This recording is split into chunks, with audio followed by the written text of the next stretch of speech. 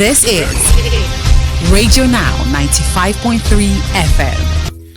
Hello and welcome to this week's edition of The Newsmaker. Our newsmaker today is Mr. Funsho Doherty. Mr. Doherty has a background in business and extensive work experience spanning 2 decades in the private sector. He was the 2023 governorship candidate of the African Democratic Congress in the Lagos State gubernatorial elections. And though Mr. Doherty lost the election, he has remained within the fray of politics and governance. In his attempt to redefine what it means to be in opposition within Nigeria's political space, Mr. Doherty has been vocal about the need for transparency in the utilization of public funds, especially in Lagos State. He joins us in the studio now. Mr. Doherty, thank you for joining us on this conversation. Great, thank you. Thanks for having me, Steve. Hi, Nabila. It's Good morning, Mr. Doherty. It's good to have you in the studio. Thank you. It's great to be here. You've been busy since the elections ended, and particularly so since the swearing in second term for the current governor. You've been paying close attention to some of the projects that Lagos State has either embarked upon, planned to embark upon, whatever the case may be. Mm-hmm. You've even paid attention to the president's, the governor's, will I call it his dalliance with, what was the island nation again? Grenada. Right? Grenada. Mm-hmm. Yeah. So again, you've been quite busy. Well, so they tell me. I guess I've just been paying attention, that's all. And speaking about things that strike me. And let's start off there, right, with the things that strike you. Again, you've touched on a few things, but I want you to sum it up for us, right? What really strikes a chord with you when you look at Lagos State and the governance approach so far? So I think that the most significant thing for me in Lagos has not changed, and that's the fact that Lagos has a lot of potential, far more than perhaps many of the other states, and has typically tended to compare itself to other states that are far less, endowed with resources. And we have always felt that Lagos can do a lot more with its potential, and that where Lagos is falling short, basically, is around leadership, it's around governance, and it's around the management of resources. So if you look at some of the things that we've talked about, they speak to this when we talk about the efficiency of the use of government resources. When we look, for example, at the public procurement processes, some of the questions that we raised, which they caught the attention of the public and kind of went viral on social media. And it tells you also that these are the things that people themselves care about, right?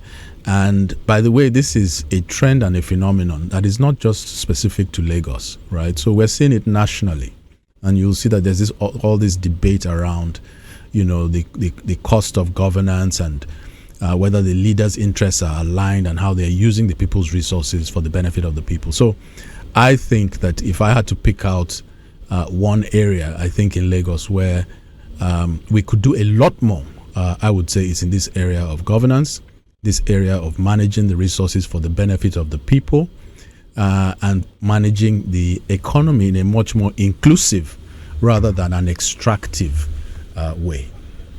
That's a interesting point to make, inclusive rather than extractive. And you're saying this now. We also have had discussions as recent as this morning talking about what the states need to start doing, whether or not they should look at efforts to improve the welfare of workers in the state, beyond just waiting for the national minimum wage to come into play. A state like Lagos is described as a mega city. It's on that same word is used to describe places like Cairo, Shanghai, Tokyo, and so on and so forth. What are we really doing wrong in Lagos State, given the potential that we have? So there are a number of things. First is that we point to Lagos State's population. If depending on who you ask, between 20-30 million is the figures that are thrown out there. Now, one way of looking at this population is to think of it as a liability, right? Because we have to cater for all of these people. But I think we need to fundamentally revisit that mindset and think of the people as an engine, right, of prosperity. And if we can empower the people through proper education, and not just formal education, but also vocational education, and give them the tools, then the people themselves can become engines of prosperity and drive the prosperity that is needed to cater for them. Right, so I think that is important. It's a fundamental mindset rather than looking at what we can get from these people. Beyond that, I think that a government needs to work constantly in the interest of the people. Governance is not easy, and there's no way in government where there's almost no government you can point to across the world that says they have more resources than they can use. I mean, resources are always going to be scarce. So it's a question of how you, in a position of leadership and authority, create your preferences, your priorities, and make the people a priority. Part of that is ensuring that the government is working. The government, by government I mean elected officials, public servants, and civil servants, right? They are the ones that deliver the policies, that do that actually carry out, whether it's in health, whether it's in education, whatever it may be, on behalf of the people. And if they are acting in self-interest or invested interest rather than in the interests of the people, over time, what is going to happen is that resources will be extracted into the hands of a few, and the many will become impoverished. And I think we've seen this, and it's actually not just a phenomenon, again, in Lagos. I think it's a governance phenomenon that we've struggled with as a nation. I think I might add that, just in conclusion, that one element of fixing this problem, whether we like it or not, is the compensation of public officers and civil servants. Because we have to be truthful, we have to be sincere. And if you don't pay people a living wage and you put them in positions of authority and give them huge powers, they can act as toll gates and essentially create their income from the work that they do. Again, which is to the detriment of the people. So, Mr. Doherty, I mean, it's interesting you say this because it's been said before, right? And there is the criticism that when you're outside government, you think that it is as easy as 1, 2, 3. Yeah. Then you get into the hallways of power and you realize that it is actual rocket science. You continue to talk about centering the people, and I'm curious about who the people are, especially with a Lagos definition. You recently wrote an open letter that was addressed to the state government, especially around the activities of the Commissioner for Environment, Tokunbo Wahab, the ban on styrofoams and single-use plastics. More recently, he's also given an order for an enforcement of people who cross highways illegally, and has insisted that people should use pedestrian bridges. Even though there are a number of roads, I think about the Bagada Warren-Shoki Apapa Express, that expressway, right? There's just 2 pedestrian bridges, and that's a very long bridge before you get to that junction that takes you to Ikorodu Road. So I'm curious about what the definition of the people happens to be in a place like Lagos, where the urban, high class, middle class, upper class people seem to be the greatest beneficiaries of governance. Yeah. So, a couple of points in what you've said. I think the first, to start off where you started off, is government. I think it's not rocket science. I have not said it's easy, but I don't think it's rocket science. And I think that nobody is saying that nobody expects that it's easy, right? But that's why people take the job. That's why you are elected to do the job. And by the way, other societies have done it and have succeeded in doing it. So I think it cannot be the case that we continue to excuse poor performance or underperformance with the idea that, you are not here so you don't know how difficult it is, right? So that's the first point. Now, secondly, with respect to the people, I think this speaks to the very heart of what I was talking about, so the extractive versus the inclusive, right? The people are the people. It's everybody. Okay? So it's not only the privileged, but it's the underprivileged as well, right? And when we make policies, we have to think about how they impact not just the rich, but we have to think about how they impact the poor. We have to think about how they impact the middle class, how they impact the children, how they impact mothers, the entire gamut of society. So let me give you an example. If you take the ban on single-use plastics, for example, and styrofoam, I mean, we all understand the detriment that these things have for our environment, right? So nobody quarrels with the idea that we need to phase these things out of our economy. One of the things that we have said, for example, is that how do you just make a pronouncement on one day that it's banned, and if you're using it you're going to get fined and so on, and so you can't make that in one day. Secondly, the use of single-use plastics, have we even defined for the people what we mean when we say single-use plastics are banned, right? Because it's not a common definition all over the world. Are PET bottles, for example, part of it? Sachet water, this so-called pure water, is it part of it? In a city like Lagos, where we do not have pipe-borne water across much of the state, maybe most of the state, many people rely on this for their daily consumption of water.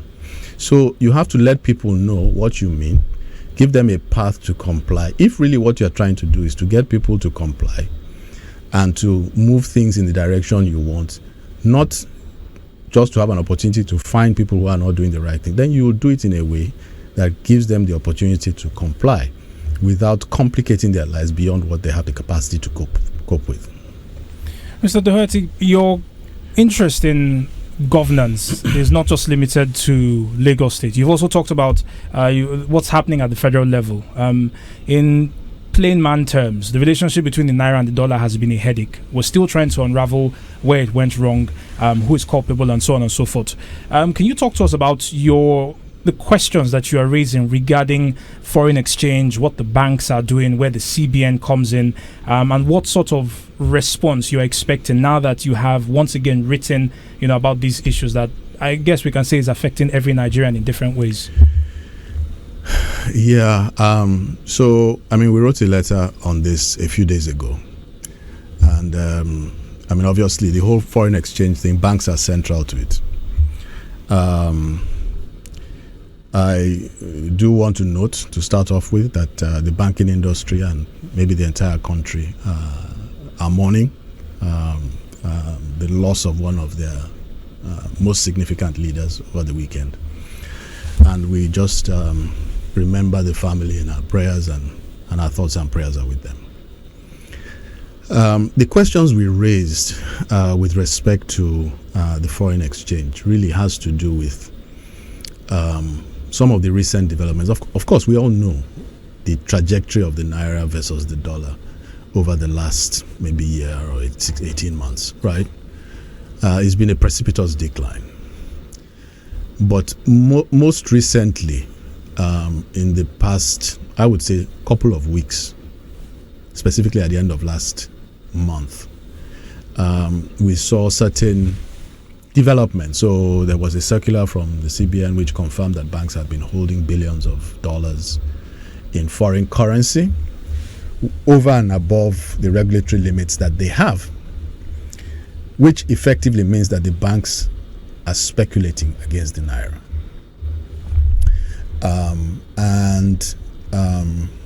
CBN issued a directive that they should basically unwind those positions. Now, at the same time that happened, we saw on the NAFEM market, the rate moved up sharply. And this was coincident with the directive to the banks to offload those positions. Now, by the way, it's important to remember that the NAFEM rate is set by an institution called the FMDQ, which is a self-regulatory organization which is a majority owned by the banks themselves. So the question we raised was just to say that, look, we think this is something that needs to be examined, given the fact pattern that we've seen. there suggests that light needs to be shed on this so that we can understand why, in the first place, the banks were allowed to accumulate so much speculative position against the naira. Two, why, when they were asked to offload those positions, the rate at which they were going to offload them suddenly went sharply higher, given the dynamics of that market structure and how the prices are made, and the fact that the banks are all involved in the ownership of the price setting mechanism, and what is the role of the CBN and so on. So these are questions that we need to look into. The reason it's important is that this activity, if it is proper or if it is improper, the effect will end up in the foreign exchange rate. And who bears the burden of the foreign exchange rate? Ultimately, it is the average citizen who has to buy goods and services, many of which have foreign input, many of which are imported.